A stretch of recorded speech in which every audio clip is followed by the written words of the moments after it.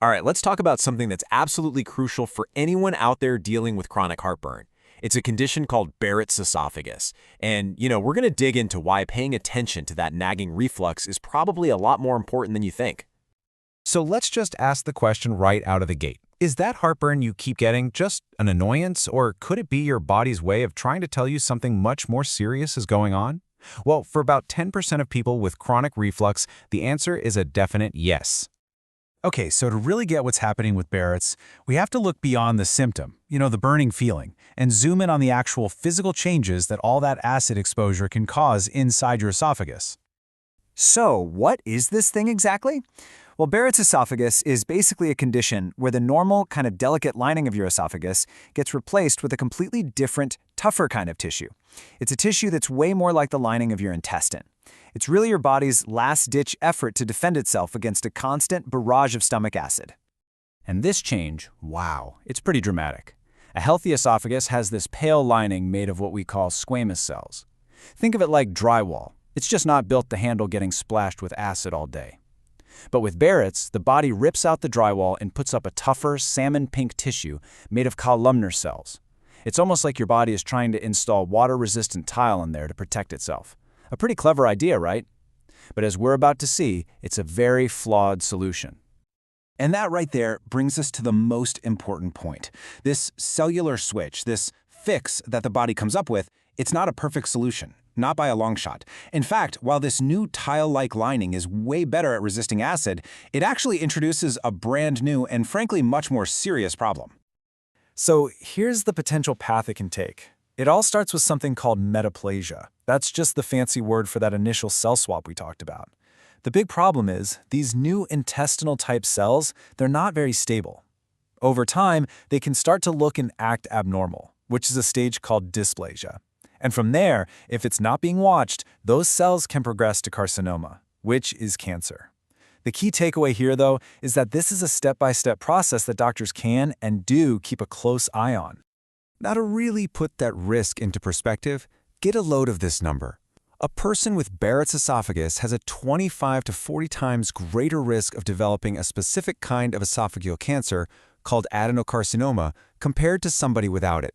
I mean, that is a huge increase, and it's exactly why this condition needs to be taken seriously. But, and listen, this is a really, really important but, that does not mean cancer is inevitable. It's not even close. With the right management plan and regular checkups, the actual risk of it turning into cancer in any given year is incredibly low. We're talking just 0.1 to 0.5%.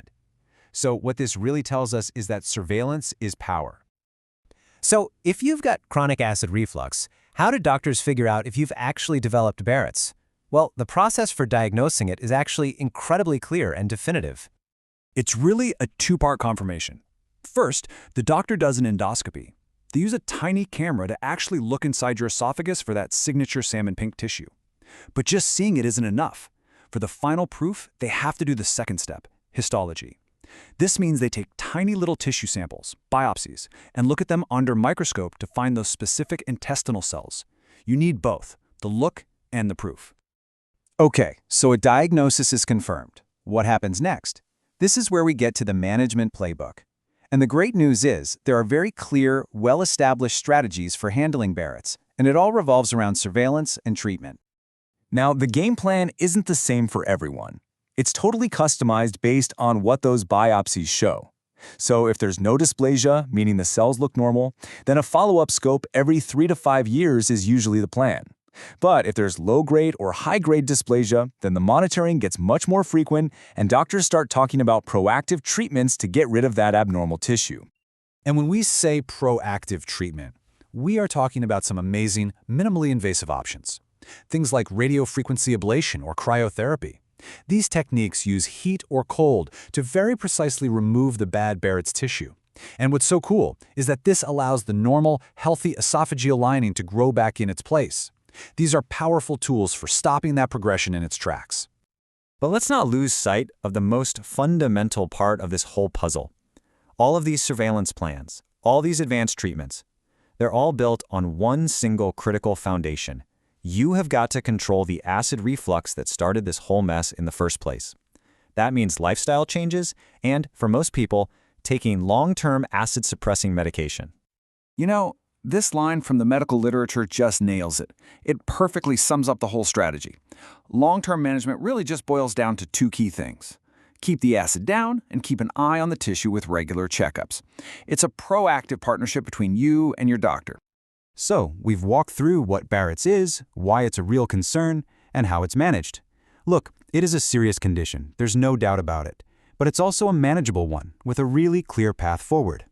So that brings us to the final question. Now that you know the path, what's your next step?